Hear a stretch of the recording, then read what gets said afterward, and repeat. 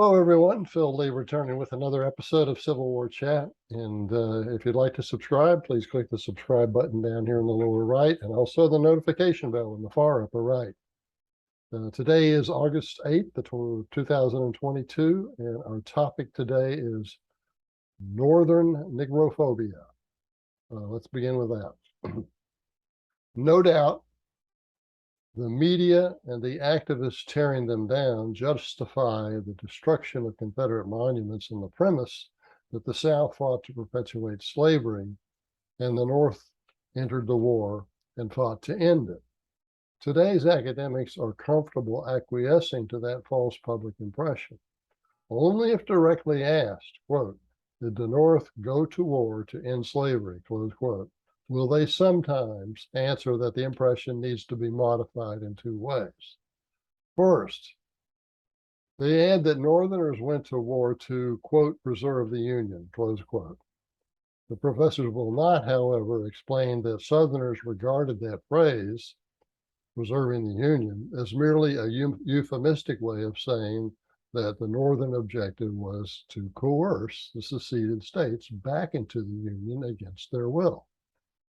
There would have been no war if there had been no coercion. That's undeniable.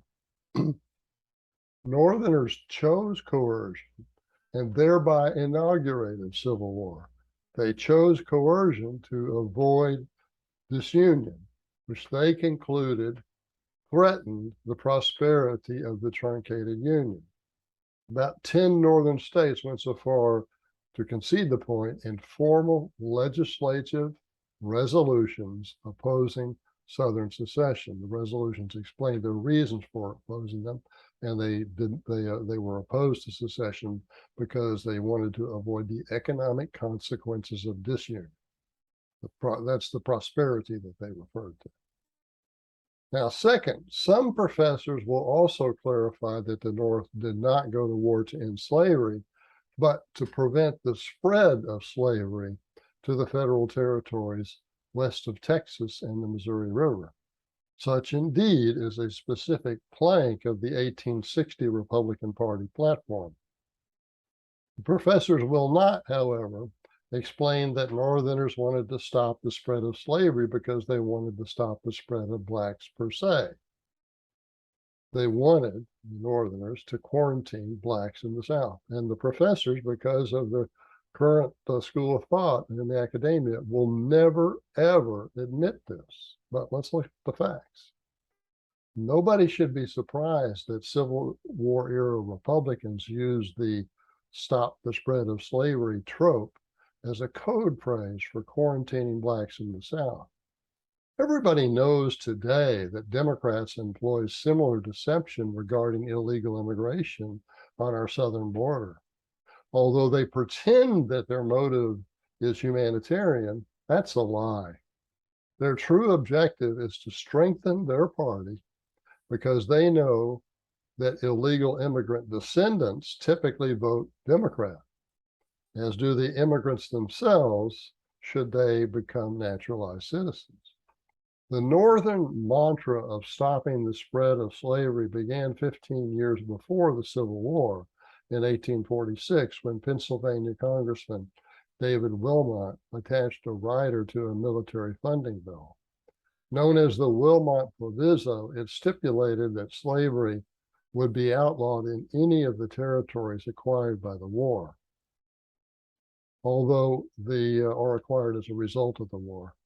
Although the bill was defeated, those familiar with it today, and there are few, well, they typically misinterpret it as a moral attack on slavery, whereas the true motivation was white supremacy. In Wilmot's own words, quote, I make no war upon the South, nor upon slavery in the South. I have no squeamish sensitivities upon the subject of slavery, nor morbid sympathy for the slave. I plead the cause of the rights of white freemen. I would preserve for free white labor a fair country, a rich inheritance, where the sons of toil of my own race and own color can live without the disgrace which association with Negro slavery brings upon free labor, close quote.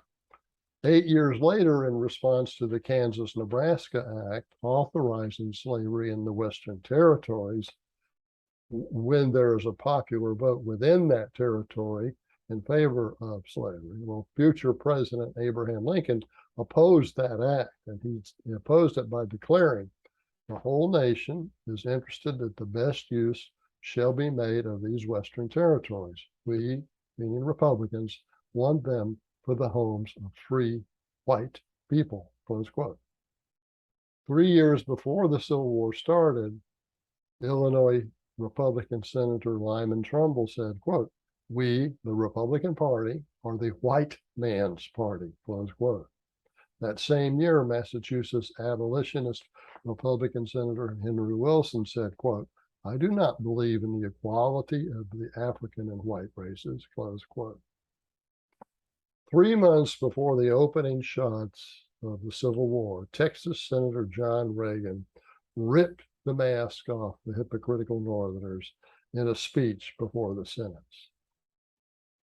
"Suppose," he said, "the people of the South would today voluntarily surrender $3 billion in slave property and send their slaves at their expense to the free states. Would you accept them as freemen and citizens of your states? You dare not answer me that you would. You would fight us with all of your energy and power for 20 years. During the Civil War in April 1864, Congress scorned a proposal by Kentucky Senator Garrett Davis that refugee blacks be redistributed in the northern states in proportion to their white populations. That same year, it rejected an amendment to the Freedmen's Bureau bill by West Virginia Senator Waitman Willey that would empower the Bureau to contact governors and mayors of northern states and cities to arrange settlements of blacks in the North. Finally, consider the undeniable reality that from Texas statehood in 1845 to the present day in 2022, that's a 177-year period. 20 of the 22 states that joined the Union during that period had only about 1% of their populations composed as blacks. The two exceptions were the border states of West Virginia and Oklahoma. As late as 1910, 90% of the blacks remained in the South. They only began to migrate to the North when World War I production demands created a labor shortage. And those production demands began before the United States entered the war because the United States was producing weapons for both the Allies and the Central Powers.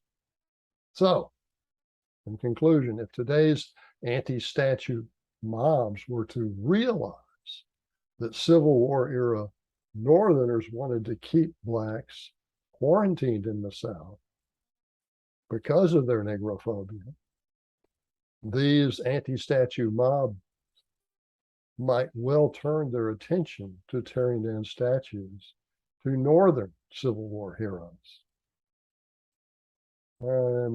Okay.